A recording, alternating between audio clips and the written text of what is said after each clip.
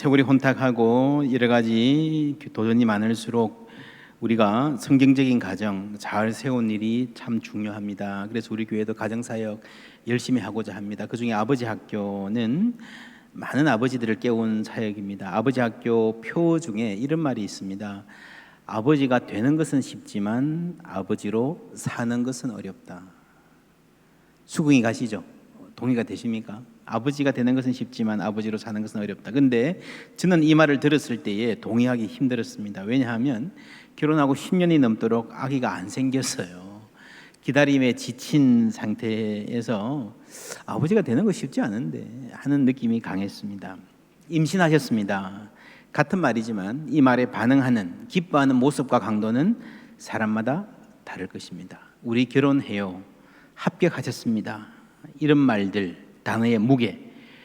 이를테면 늘 합격만 하던 사람, 불합격이 뭐야? 혹은 이 직장 합격 못해도 다른 부분에서 살아갈 여유가 많이 있는 사람들도 혹 있겠지만 합격이라는 한마디에 정말 심장이 터질 듯한 기쁨을 느끼는 그런 사람도 있을 겁니다. 그래서 임신, 결혼, 합격, 이 한마디의 의미를 알려면 그 단어 자체보다는 그 안에 있는 그 사람의 스토리, 그 밑에 흐르는 스토리를 알아야 이해할 수 있습니다.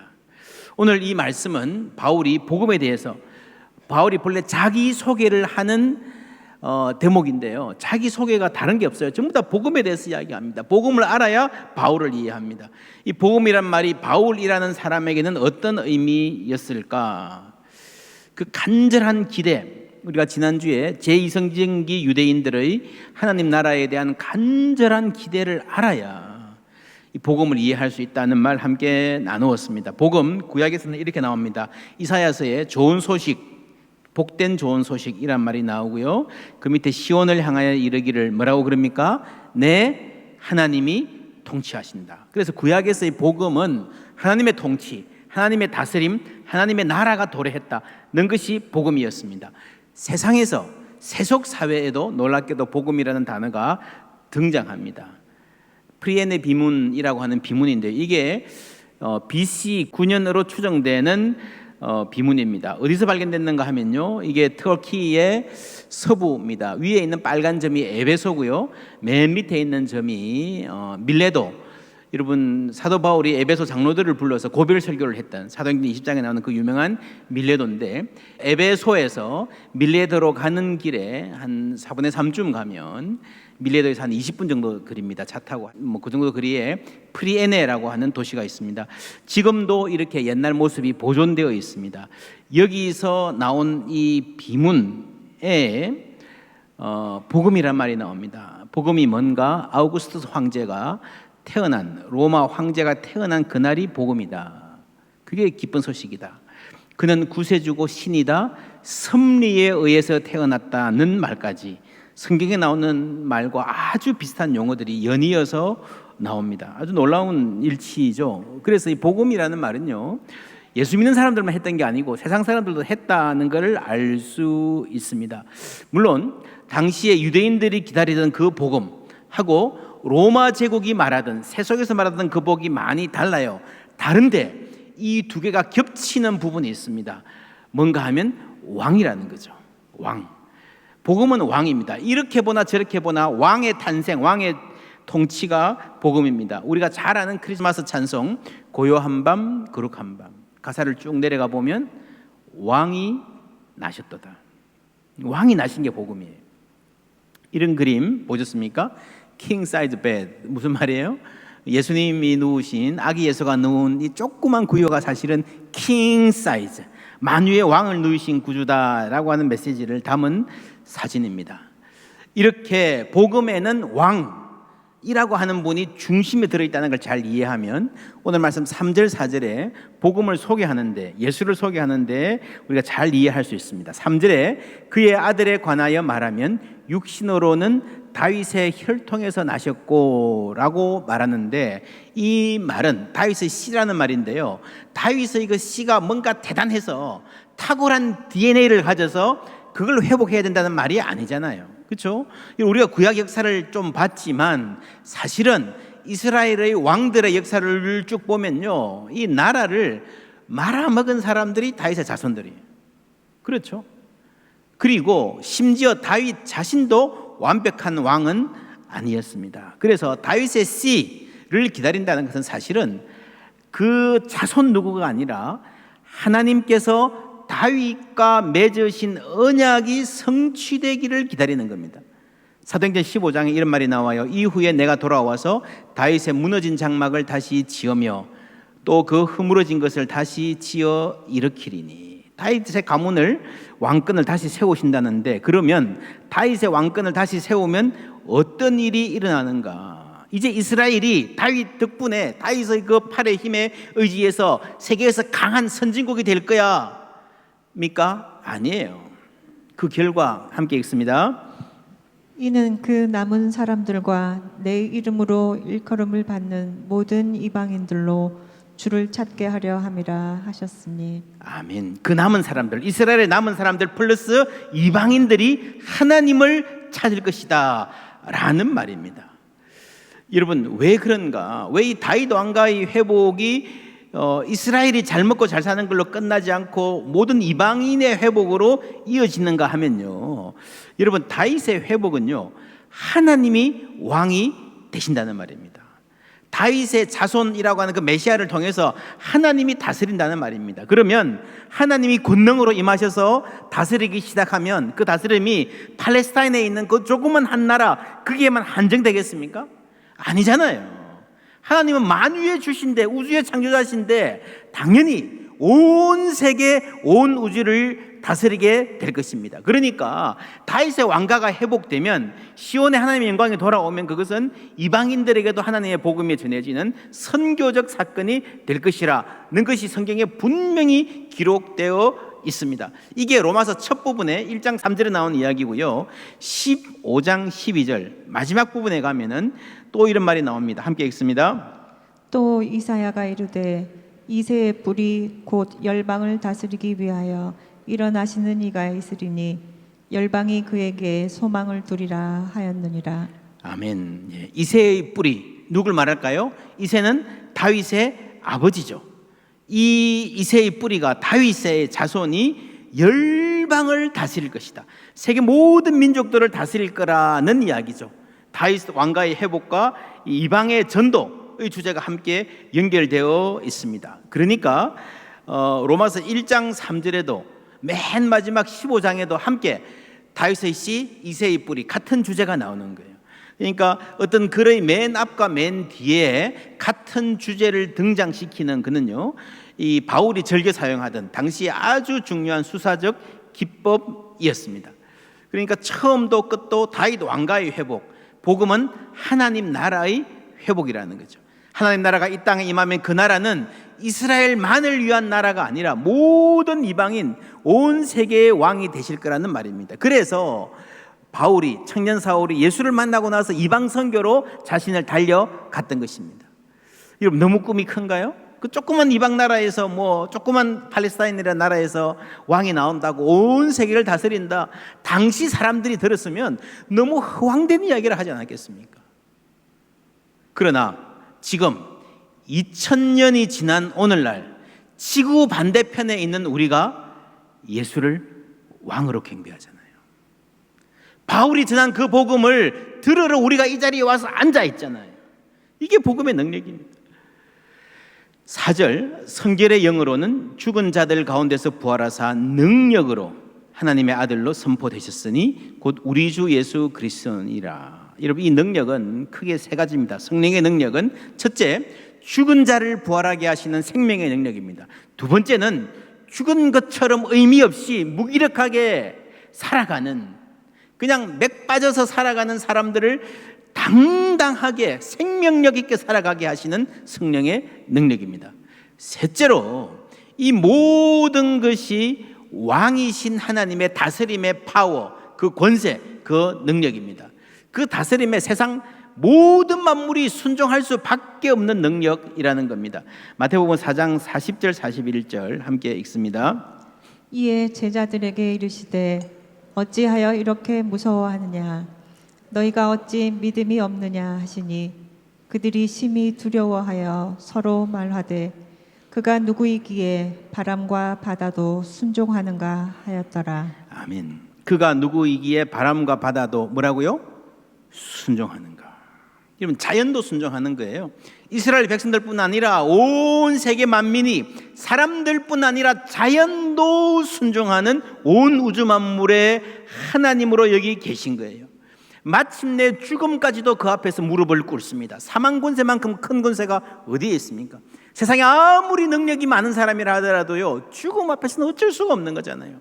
근데 그 사망 권세조차도 그리스도의 다스림에 순종할 수밖에 없었습니다. 그 능력을 말하는 겁니다. 여기에 지금부터 바울이 이제 로마서 전체를 통해서 소개할 복음의 핵심이 담겨 있습니다. 이 로마서 1장 3절 4절 밑에 있는 말은요, 숨겨진 스토리는 하나님 나라, 이방, 순종, 이런 주제가 나왔습니다. 이 단어들은 안 나왔지만 이 밑에 있는 스토리에 이 주제가 핵심적으로 흐르고 있다는 겁니다. 이 단어들을 기억하고 5절을 읽을게요. 제가 읽습니다. 그로 말미암아 우리가 은혜와 사도의 직분을 받아 그의 이름을 위하여 모든 이방인 중에서 믿어 순종케 하나니.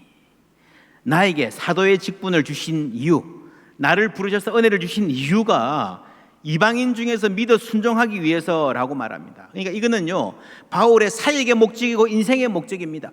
내가 지금 이 편지를 쓰는데 이 편지의 목적이 뭐냐? 믿어 순종하게 한다는 거죠. 믿음의 순종, 원어로 믿음의 순종입니다. 여러분, 이 둘을 함께 붙잡는 게 굉장히 중요합니다. 왜냐하면 바울 서신을 읽으면서 우리가 갖는 오해가 있습니다. 어떤 오해인가 하면요, 행위와 은혜를 대립시켜서 은혜만 중요하고 행위는 중요하지 않아요. 복음은 좋은 것이고 율법은 나쁜 거예요 라고 하는 시각입니다. 행위나 율법은 필요 없고 은혜만 있으면 된다. 어차피 우리는 다 죄인이니까, 죄가 많은 사람들이니까, 여러분, 죄를 많게 지어나 적게 지어나 별 차이 없이 다 50보 100보야. 자신의 의로 천국 갈 수 있는 사람 없으니 대충 살아. 다 죄인이야. 죄 없는 자가 돌로 치라 그래. 맞습니까? 바울은 그런 복음을 전한 적이 없습니다. 로마서 맨 앞에 시작할 때부터 이 복음의 목적은요, 믿음의 순종, 믿어 순종케 하리라 하는 것이었습니다. 이 말은 믿음이 제대로 된 믿음이면 순종은 반드시 따라온다는 거예요. 그런 것 같아요? 아닌 것 같아요? 나는 믿기는 하는데 순종하기는 힘들어. 믿음과 순종은 따로 가는 것 같아. 예, 그런 느낌이 들 때가 있습니다. 그림으로 표현하면 믿음이 여기 있으면 순종이 여기 있고 이 거리가 있어요. 대부분의 사람들이 이렇습니다. 그 믿음의 순종이란 말은요, 이게 어떻게든 연결이 돼야 된다는 겁니다. 우리가 순종할 힘이 없어도, 부족해도요, 말씀을 듣고 한 걸음이라도 순종하기로 결단하면요, 하나님이 힘을 주십니다. 그러면 한 걸음 내딘 다음에 두 번째는 좀 쉬워요. 그러면서 이 둘 사이가 점점 더 가까워지는 겁니다. 여러분, 삶이 무너지는 것도 마찬가지입니다.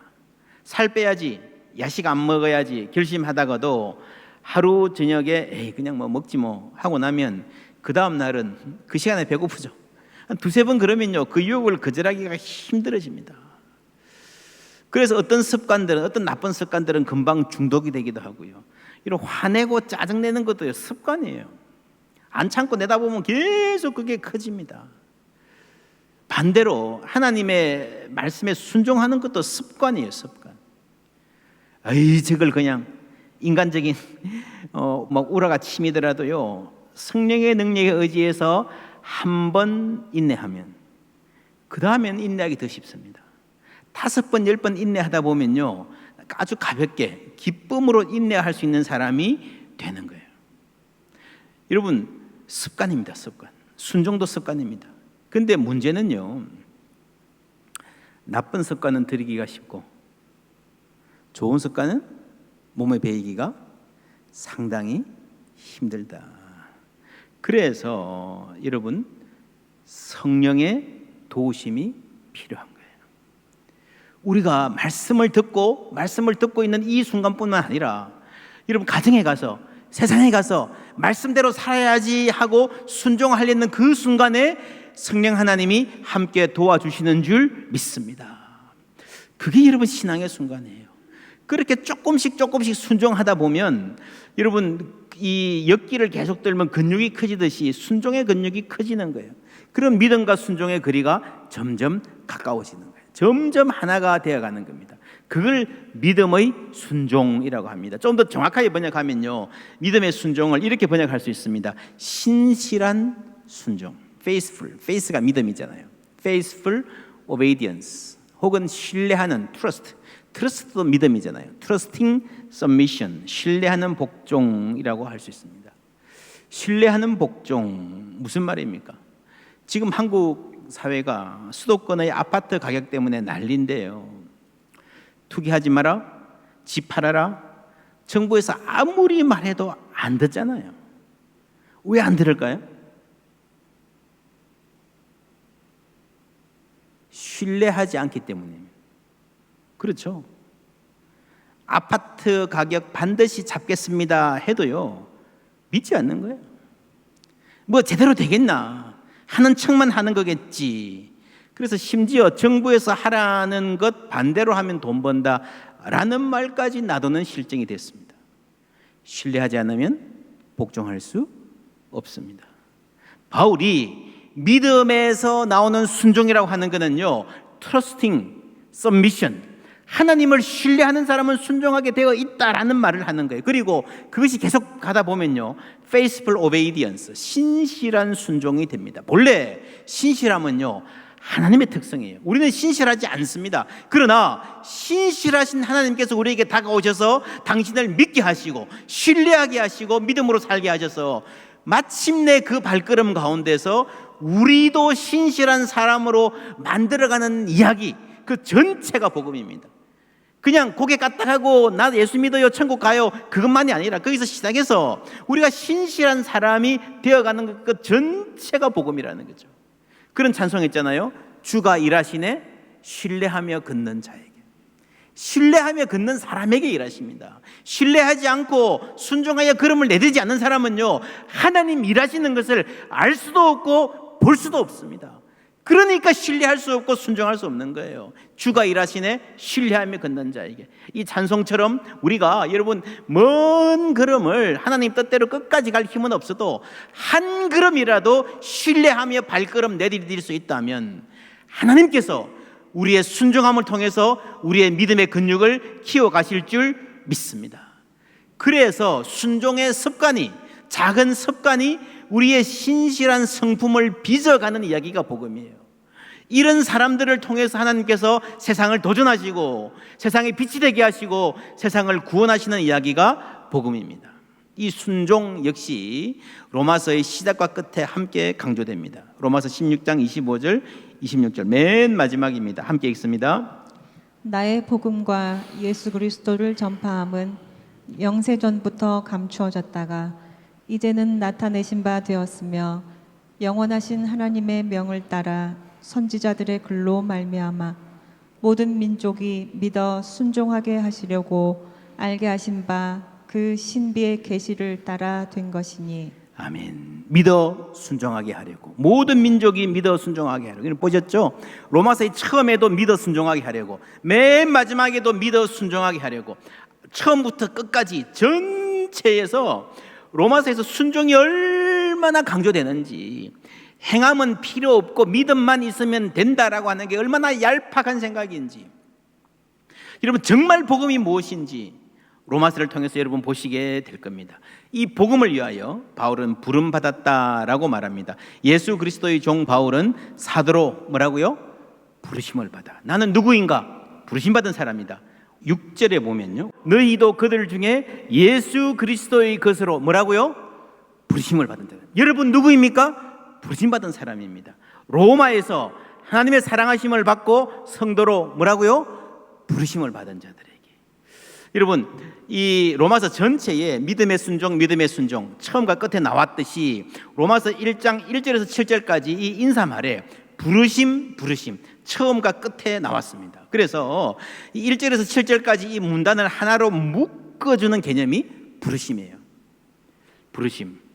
이것은 뿐만 아니라 바울과 로마 교인들을 하나로 묶어줍니다. 이 편지를 쓴 사람과 수신자, 받는 사람들, 그렇죠? 하나로 묶는 거예요. 그래서 바울의 고민이 로마 교인들의 고민이고, 나의 고민이, 나의 소망이, 나의 투쟁이 여러분들의 투쟁이고 소망이고 확신이다 라는 말을 하면서 이제 로마서를 써 나가는 거예요. 같은 믿음, 같은 부르심의 사람들이라는 겁니다. 성경의 독자는 1차적으로 2000년 전에 로마에 살던 사람들입니다. 그런데 우리도 이 성경을 읽잖아요. 우리도 이 로마서의 독자잖아요. 바울이 우리를 알고 우리 보라고 이 글을 쓰지는 않았겠지만 하나님께서는 바울의 손을 통해서 우리 보라고 2020년에 이 한국 땅을, 이 포항 땅을 살아가는 우리를 위해서 주신 말씀이기도 합니다. 그러니 이 부르심이라는 말은요, 바울과 로마 교인들을 하나로 묶을 뿐 아니라 바울과 포항제일교회 우리들, 이 교인들까지도 하나로 묶는 은혜의 개념인 거예요. 우리도 부름받은 사람들입니다. 뿐만 아니라 바울부터 우리까지 그 사이에 있는 2000년 역사 속에 수많은 사람들, 이 말씀을 읽고 생명을 얻었던, 삶이 변화됐던 수많은 사람들이 있습니다. 최고의 교부라고 하던 어거스틴이 회개한 것도 로마서 때문이고요. 종교개혁자 마틴 루터, 감리교의 창시자 요한 웨슬리, 현대 최고의 신학자라고 하는 칼 바르트, 모두 이 로마서를 통해서 은혜 받고 회개하고 깨어져서 영적 거인이 되었습니다. 우리에게도 같은 은혜 주신 줄 믿습니다. 아이고, 그런 훌륭한 분들하고 우리가 어떻게 비교가 되겠습니까? 아니요. 여러분, 그건 중요하지 않습니다. 능력은 사람에게 있지 않고 우리를 부르신 하나님께 있기 때문입니다. 이 하나님의 부르심은요, 바울에게서 시작된 게 아니라 그 넘어서, 그 이전으로 아브라함까지 거슬러 올라갑니다. 여러분, 구약의 7문장 할 때의 두 번째 기억하십니까? 아브라함의 소명. 아브라함을 하나님의 것으로 부르신 그 부르심에서 시작하는 거죠. 그래서 구원의 역사가 시작되었습니다. 로마서 4장 17절에 그가 믿은 바 하나님은 죽은 자를 살리시며 없는 것을 있는 것으로 부르시는 이시니라. 100세 남편, 90세 아내, 그 사이에 새로운 생명이 생겨날 수 있을까요? 세상 어떤 의사가 이런 일을 도와줄 수 있겠습니까? 에이, 말도 안 돼. 불가능이야. 그래요. 그런데 그분이 죽은 자를 살리시는 분이라면, 천지를 창조하신 분이라면, 빛이 있으라 말씀하신 그 한마디에 빛이 생기고 태양이 생기고 별이 탄생하는 그런 분이라면 믿을 수 있지요. 하나님이 세상을 창조하시고 나를 지으신 분이라는 것을 믿는다면요, 그거 악이 갖는 것 못 믿을 이유가 없습니다. 바울은 말합니다. 죽은 자를 살리시는 분, 없는 것을 있는 것 같이 부르시는 분. 그래서 이 부르심이라는 건요, 그냥 말이 아니에요. 창조의 능력이라는 겁니다. 하나님이 말씀하실 때에 바람과 바다도 순종하고, 하나님이 빛이 있으라 하실 때에 빛이 생기는 그 창조의 능력으로 우리를 부르신 줄 믿습니다. 그래서 하나님의 부르심 앞에서 나의 연약함은, 우리의 어리석음은 문제가 되지 않습니다. 오늘 우리 찬송한 대로 온 천지 창조하시던 그 말씀 힘있어 영원히 변치 않는 줄 나 믿사옵니다.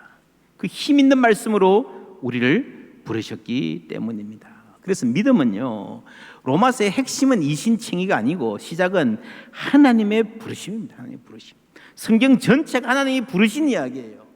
하나님이 부르신 그 부르심에 응답해서 순종한 이야기, 그 순종이 열매 맺은 이야기, 그 수많은 순종의 핵심에 그리스도의 순종이 있고, 그리스도 인생 전체를 걸친 순종의 핵심에 십자가가 있는 거예요.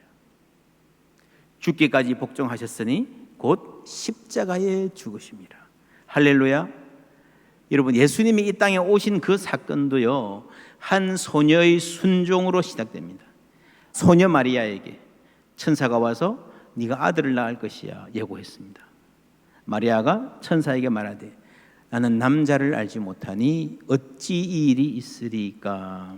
천사가 대답하여 이르되 성령이 내게 임하시고 지극히 높으신 이의 능력이 너를 덮으시리니. 성령이 내게 임하시고 지극히 높으신 이의 능력이 너를 덮으시리니. 이름으로 나실 바 거룩한 이는 하나님의 아들이라 일컬어지리라. 대저 하나님의 모든 말씀은, 하나님의 말씀은 능하지 못하심이 없느니라. 여러분, 이 하나님의 모든 말씀, 이게요 천지를 창조하신 그 능력의 말씀입니다. 이 말을 듣고 마리아는 처녀의 몸임에도 불구하고 주의 여종이오니 말씀대로 이루어지이다 응답했습니다. 이 순종을 통해서 그리스도께서 이 땅에 오신 것입니다. 하나님은 오늘도 순종하는 자들을 통해서 역사하십니다. 바로 그 하나님이 우리를 부르셨습니다. 오늘도 우리에게 말씀으로 다가오시는 줄 믿습니다. 어떻게 응답하시겠습니까? 오늘 우리 부른 찬송, 온 천지 창조하시던 그 말씀 힘이서, 이런 가사도 있네요.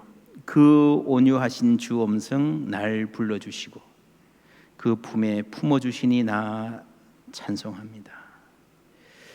여러분, 한편으로는요 온 천지를 창조하신 누구도 거역할 수 없는 능력의 말씀이고, 바로 그 말씀이 나를 알고 내 고민을 알고 내 눈물과 소망을 아는, 알고 불러주시는 섬세하고 온유한 음성입니다. 그리고 내 이름을 불러주시고 나를 그 품에 품어주시는 주님, 사랑의 손길, 사랑의 음성, 우리가 마음으로 알 수 있으면 좋겠습니다.